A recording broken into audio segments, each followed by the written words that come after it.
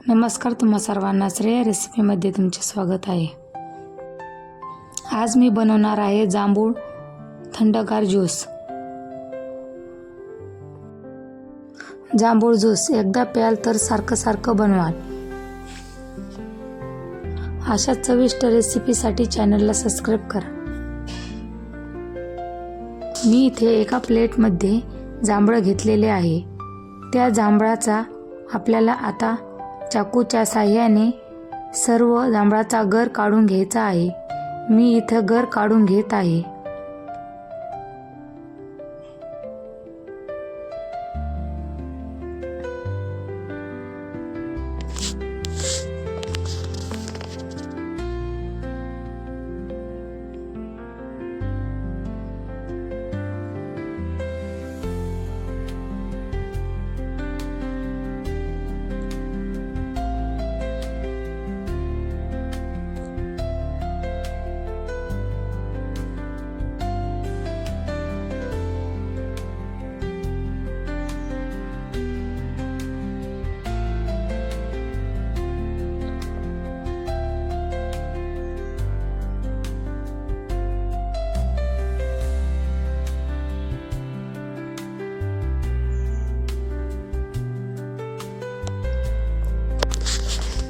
जांभळाचा गर पण काढून झालेला आहे।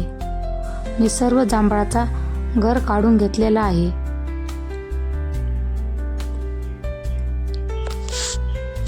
आता तो जांभळाचा गर एका मिक्सरच्या भांड्यामध्ये टाकून घ्यायचा आहे। मिक्सरच्या भांड्यामध्ये टाकून घेतलेला आहे। आता त्यामध्ये 2 वाटी साखर टाकून घ्यायची आहे।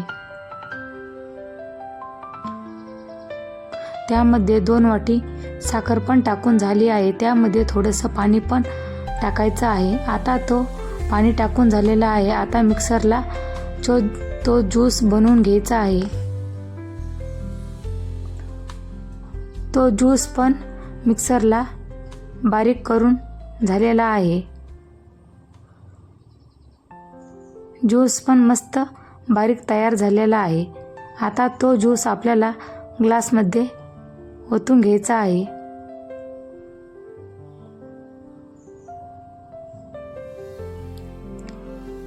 मी तो ज्यूस पण ग्लासमध्ये ओतून घेतलेला आहे।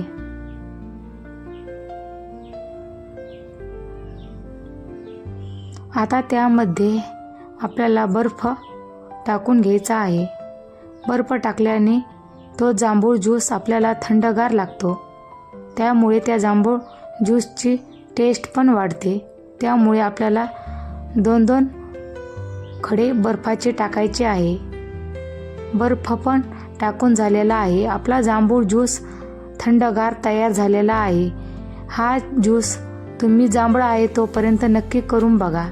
टेस्टला तर अप्रतिम लागतो। जेव्हाही तुम्हाला दुपारी काही थंडगार प्यावंसं वाटेल तेव्हा हा जांभूळ ज्यूस नक्की ट्राय करून बघा। हा जांभूळ ज्यूस एकदम साधी सोपी रेसिपी आहे। हा ज्यूस तुम्ही घरच्या घरीही बनवू शकतात। एकदम बाहेरच्या सारखा ज्यूस घरी बनवता येतो। त्यामुळे ही रेसिपी तुम्ही नक्की ट्राय करून बघा। फक्त 10 मिनिटांमध्ये हा झटपट जांभूळ ज्यूस तयार होणार आहे। ही रेसिपी तुम्हीही नक्की ट्राय करून बघा। अशा चविष्ट रेसिपीसाठी चॅनलला सबस्क्राइब करा। तुम्ही जांभूळ ज्यूस व्हिडिओ पूर्ण बघितल्याबद्दल तुमच्या मनापासून धन्यवाद।